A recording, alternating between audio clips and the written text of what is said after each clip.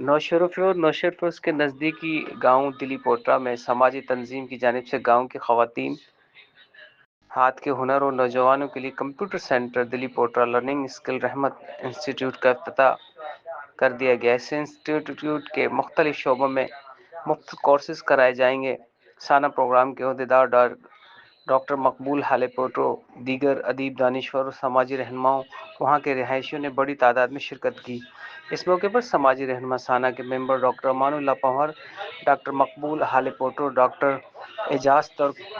World bank के अवैस पंवर, खालिद पंवर, इनाम शेख, मंजूर सोलंगी, डॉक्टर अली रजा, काजी नासिर पठान, शाहिदा शेख, फरीदा पंवर दीगर ने कहा कि दिल्ली पोर्टर जैसे गांव के माहौल में जदीद और टेक्नोलॉजी का ये वाहिद सेंटर है जो गांव के रिहायशियों के लिए एक बेहतरीन सेंटर साबित होगा। उन्होंने कहा कि साना के रहनुमा और वर्ल्ड बैंक के मेंबर्स की जानिब से ये अतिया दिया गया है और यहाँ के रिहायशियों की खिदमत करने के लिए ये इदारा कायम किया गया है। इस मौके पर रहनुमाओं ने सिंध हुकूमत से भी मुतालबा किया कि सिंध के गाँव-गाँव में इस तरह के सेंटर कायम किए जाएं जिससे देहाती लोग और खुसूसन खवातीन की मदद की जा सके और वहाँ वो खवातीन अपने हुनर का लोहा दुनिया में मनवा सकें। बेहतरीन कमु आहे ऐं इहो पंहिंजो हर माण्हू खे खपे जेको वसंद वारो आहे, जेको वसंदी वारो आहे, उहो इन क़िस्म जा इदारा खोले ऐं रुॻो इदारा खोले न पर उनजी मालिकी बि करे। हाणे दली पोटरा जे माण्हुनि ते फ़र्ज़ु आहे थिए थो त हिन जी मालिकी कनि, जीअं असां समूरा दोस्त तक़रीर में करे विया आहियूं। हिन जी मालिकी थींदी त इनशा ताला हीउ इदारो वधीक अञा बहितर काराइतो साबित थींदो। त शाह साईं चए थो त कंधीअ उभियूं केतिरियूं साड़ साड़ कनि, किनी सांगो साह जो के घोरियस चयो घिड़नि, त साहड़ संदो तिन जे घाघाए घिड़नि जे।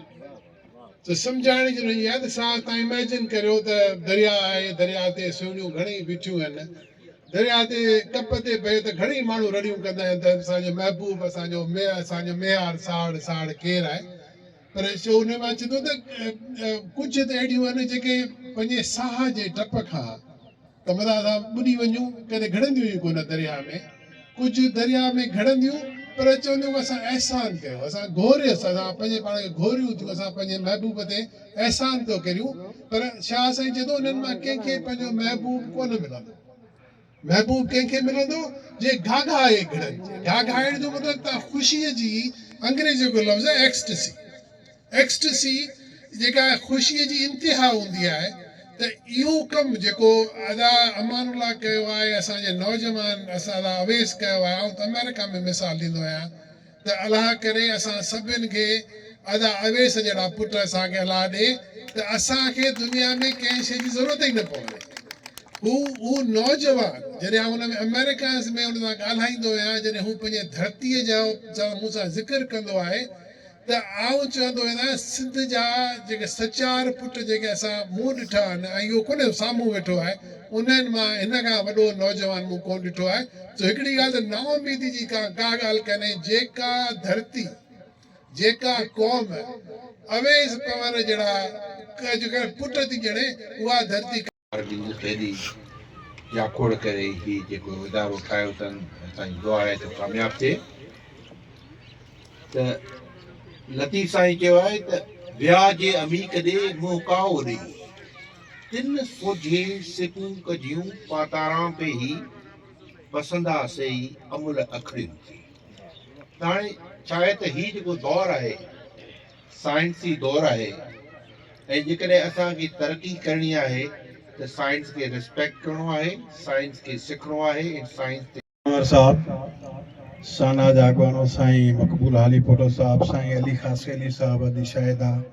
डॉक्टर एजाज तुर्क साहब ऐं ॿिया दोस्तो ऐं भेनरूं, अस्सलाम वालेकुम। GSN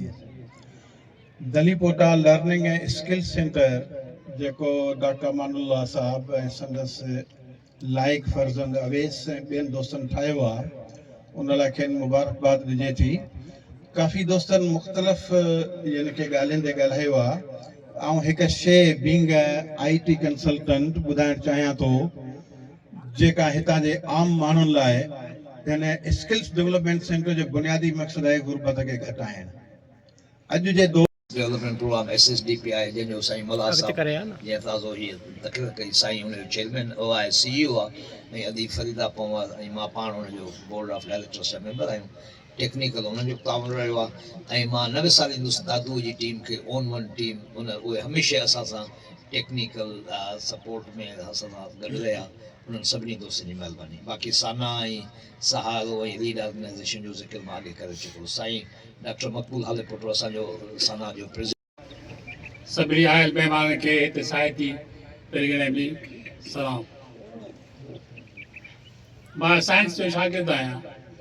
सिर्फ़ु टेक्निकल ॻाल्हियूं ॿ टे कंदुसि कंहिं बि अदारे में तइलीम शुरू करणी हूंदी आहे उन लाइ ॿ टे ॻाल्हियूं हूंदियूं पहिरीं त बिल्डिंग सो माशाल्लाह बिल्डिंग ठही उन खां पोइ तव्हां छा शुरू कंदो जेकॾहिं हिते कंप्यूटर आहे त डॉक्टर साहब डॉक्टर अमां लाइ कंप्यूटर लाइ बि इक्विपमेंट या फर्नीचर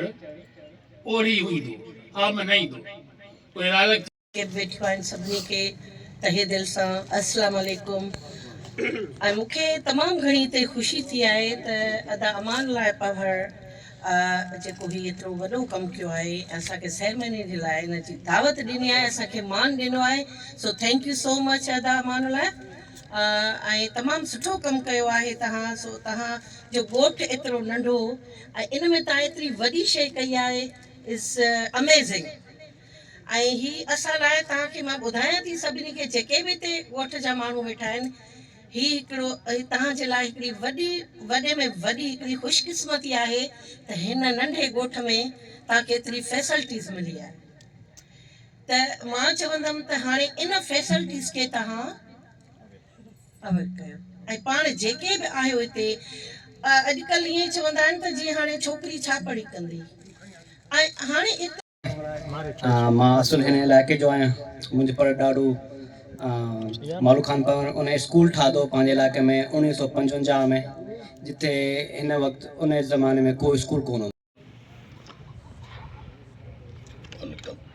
चए थो बहदफू ला शरीक लहू जान जीअं जीअंजे तीअं तीअं तव्हां मथां थी विरहां अहिड़े ई लतीफ़ जे उन अंदर जे आवाज़ खे असीं सभु गॾियासीं त कंहिं शाइर चयो त सुट जीअं मुंहिंजल मज़हब सभ खां पहिरियां त आउं डॉक्टर मानुला पंखड़ जी तमामु घणी थोराइती आहियां जंहिं हिते हिन इलाइक़े में न सिर्फ़ु इदारो खोलियो पर अॼु जेका ही इनॉग्रेशन सेरेमनी आहे उनजो असांखे हिसो बणायो मां सभु ऐं ही जेको इदारो आहे असांजे मुंहिंजे पंहिंजे डिस्ट्रिक्ट में आहे उनजे करे अॼु असां मां सिर्फ़ु हिते महिमान थी न बल्कि मेज़बान तौर बि जेको आहे जेके बि हिते महिमान आयल आहिनि उन्हनि खे बि भलीकार चवां थी हीउ इदारो जेको बेराड़ी में खुलियो आहे मां सम्झंदी आहियां त बेराड़ी में कमु करणु तमामु घणो इंतिहाई ॾुखियो आहे बनिस्बत शहर जे छो त आउं पाण 5 सालनि खां हिकिड़े बेराड़ी जे इलाइक़े में स्कूल हलायां पई जिथे ॿारनि खे मुफ़्त में न सिर्फ़ु पढ़ायां पई पर उन्हनि खे स्टेशनरी बि प्रोवाइड कयां पई सो हीउ जेको इदारो आहे बेराड़ी में त शहर खां वधीक जेका ज़िम्मेवारी हूंदी आहे शहरनि में जेके उते इहो हूंदो आहे त वालिदैन पंहिंजी ज़िम्मेवारियूं पाण खणंदा आहिनि पर बेराड़ी में जेके इदारा हलंदा आहिनि या रन कंदा आहिनि त उन में जेको उस्ताद हूंदो आहे जेको उनजे मथां सरबराह हूंदो आहे त उनजी ज़िम्मेवारी तमामु घणी वधी वेंदी आहे जीअं मां तव्हांखे ॿुधायमि त उन में इहा आहे त मां जिन ॿारनि खे उते 100 खां मथे ॿार जेके आहिनि ऐं शहर पहुचाए चुकी आहियां जंहिंमें हू मुख़्तलिफ़ स्कूलनि में वञनि पिया कुझु ॿार स्कॉलरशिप ते पढ़नि पिया त उन में ऐं हिकिड़े उस्ताद तौर त उन्हनि जी रहबरी कयां पई पर हिकिड़े वालिदैन तौर बि मां उन्हनि खे संभालियां पई जीअं उन्हनि खे काफ़ी नियाणियूं जेके स्कूल वञनि पियूं त उन्हनि खे किथे ट्रांसपोर्ट जो जेको आहे उन्हनि जो ख़र्च आऊं खणा पई किन ॿारनि खे बुक्स जी ज़रूरत आहे उन्हनि जो आऊं खणा पई त हिते बि डॉक्टर अमानुल्लाह पंवर जी ज़िम्मेवारी न सिर्फ़ु हिकिड़ी उस्ताद तौर हूंदी पर वालिदैन जी ज़िम्मेवारी थी वेंदी छो त हिन स्किल डेवलपमेंट सेंटर मां जेके शागिर्द पढ़ी निकिरंदा त मां सम्झां थी त उन्हनि खे मालिकी करणु घुरिजे उन्हनि खे अञा वधीक मुख़्तलिफ़ इंस्टीट्यूट्स में अगरि वञनि था जेके ख़ासि करके हितां नियाणियूं पढ़ी शहर ताईं पहुचनि थियूं त उन्हनि जी मालिकी करणु घुरिजे त जीअं हू मुख़्तलिफ़ शहरनि में वञी करे न सिर्फ़ु अॻिते वधनि पर मुख़्तलिफ़ इदारनि में पंहिंजो नालो चमकाइनि कलयुग खां बि पुराणी आहे सिंध हिकु दर्द कहाणी आहे कलयुग खां बि पुराणी आहे सिंध हिकु दर्द कहाणी आहे सिंध जो कपिड़ो सुंदुस नाले कुर्बाननि में गायो वियो आहे ताऊसी तख़्तनि ऐं ताजनि पोशाकुनि में पायो वियो आहे सिंध जे आज़ादी दौरनि जे झंडनि में लहरायो वियो आहे झंडनि में लहरायो वियो आहे मिसरियुनि खां बि पुराणी मुंहिंजे मिसरियुनि खां बि पुराणी मुंहिंजे मलमल जी आखाणी आहे सिंध हिकु दर्द कहाणी आहे ख़्वाबनि जहिड़ी ख़ुशहालीअ में मुंहिंजे वॾड़नि वेद लिखिया सिंधूअ जे बेटनि ते वेही ॿोलई माणियूं बेत लिखिया राग रचाए मधु विराए माए मर्दे मैदन चाहा माए मर्दे मैदन चाहा रक्स जी राणीअ वारी मूरत रक्स जी राणीअ वारी मूरत उन जी हिकु न्याणी आहे सिंध हिकु दर्द कहाणी आहे पोइ अचानक दंग मुंहिंजे ते घोड़नि जूं हिड़कारूं आयूं चंग वॼाई दड़ हथड़नि ते तलवारी जलगारूं आयूं चंग वॼाई दड़ हथड़नि ते तलवारी जलगारूं आयूं जोधन जान ॾिनी बरतन जे माउनि जूं सुॾकारूं आयूं माउनि जूं सुॾकारूं आयूं ॾींहं उन्हीअ खां सहमियल सहमियल ॾींहं उन्हीअ खां सिंध जी सहमियल हर का शाम निमाणी आहे सिंध हिकु दर्द कहाणी आहे कलयुग खां बि पुराणी आहे सिंध हिकु दर्द कहाणी आहे तड़ियल माण्हुनि तरफ़ां पंहिंजे देश में दिल पर तड़ियो वियो हां भीलई कोल्ही ज़ाति अछूती जे रहड़ुनि में रहड़ियो वियो हां माण्हुनि मां बि धिकारियो वियो हां ढोरनि में बि न ॻणियो वियो हां ढोरनि में बि न ॻणियो वियो हां जन्म जन्म में बाबो नौकर मुंहिंजो पीउ सदाई नौकर ऐं जी जलबे न्याणी आहे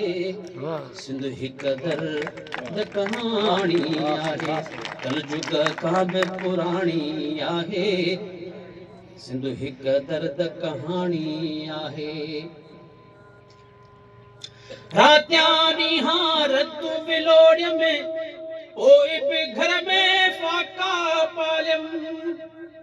खीर फुड़े ऐं रांदी केले रुअंदड़ बचड़नि खेरी झायुम राम ई रब खां रोई रोई साॻियो साल वरी वरजायुम साॻियो साल वरी वरजायुम पीड़ा में छो पुटवा मुंहिंजो पीड़ा में छो पुटवा मुंहिंजो ऐं दुखियारी न्याणी आहे सिंध हिकु दर्द कहाणी आहे कलयुग खां बि पुराणी आहे सिंध हिकु दर्द कहाणी आहे